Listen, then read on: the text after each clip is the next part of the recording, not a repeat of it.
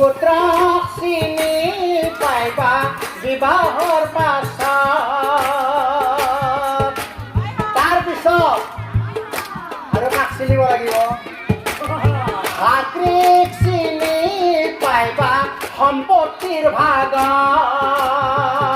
হয়নে নহয় ভাতৃক চিনি পাইবা সম্পত্তিৰ ভাগত তাৰপিছত আপোনালোকৰ পালাই জানেনে ভাজাক চিনি পাইবা গৃহকালত ভগৱন্তক চিনি পাইবা